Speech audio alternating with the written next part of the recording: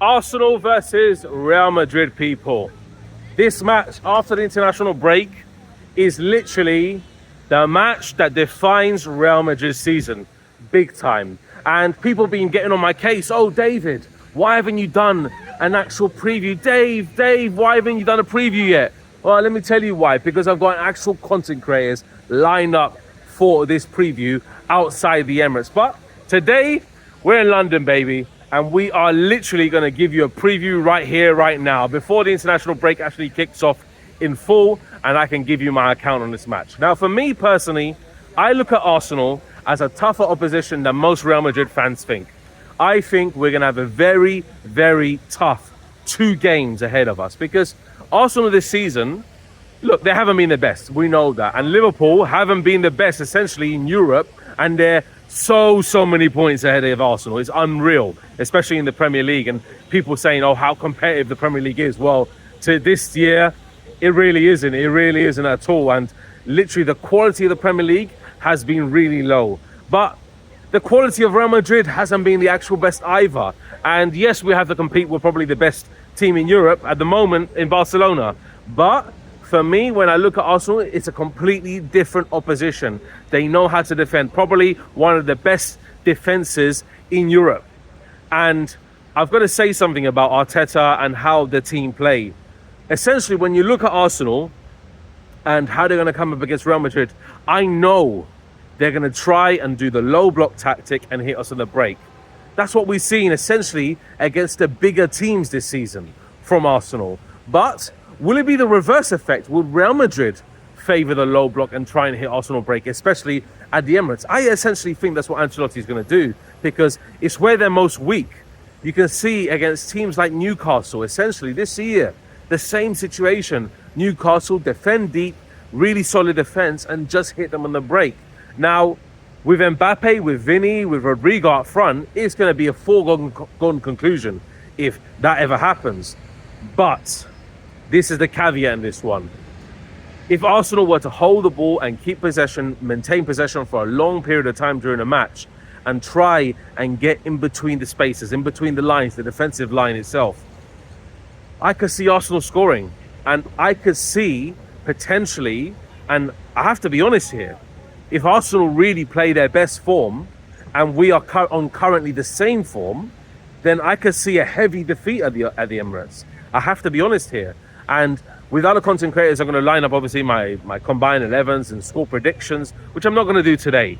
But I have to just make sure that I really just get this point in.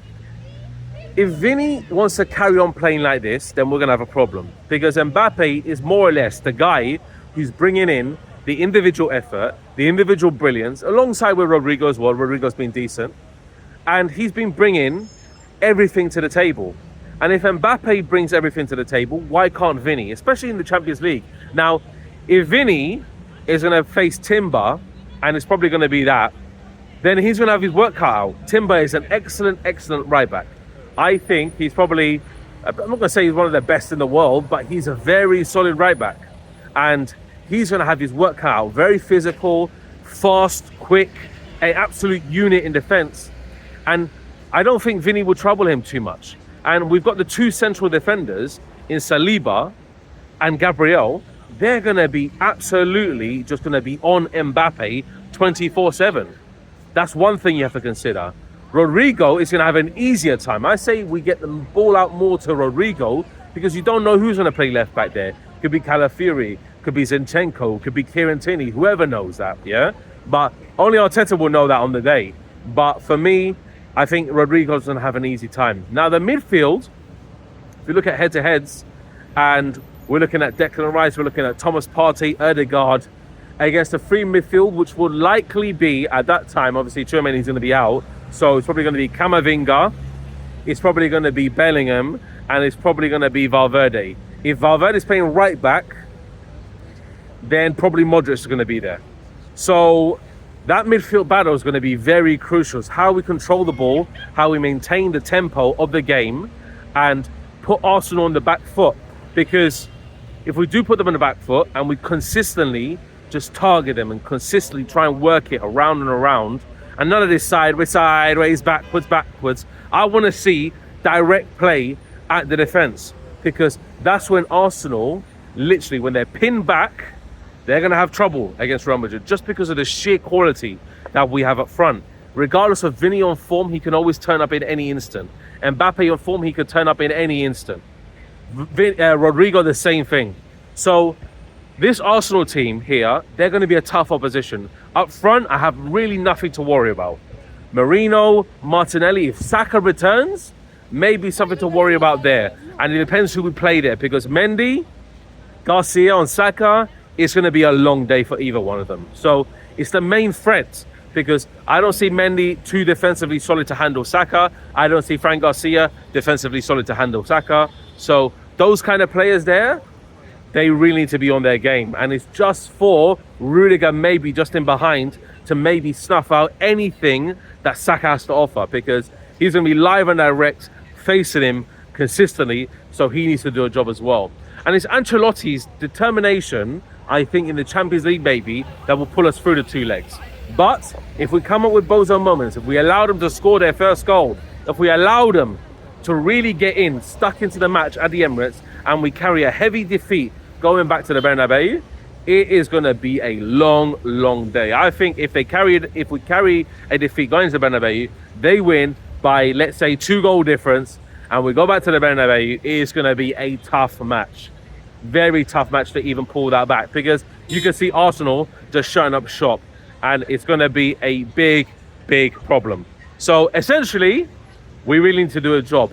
And for me, when I look at Arsenal and how they line up, depends how they play, depends what they do, depends how their rhythm is. If they're slow and lethargic, then I think we'll iron them out over two legs. But if they do play this quick possession football that you saw against, obviously, PSV, which was just lightning, absolute lightning on so many occasions, the first leg away from home, then it's going to be a very tough match.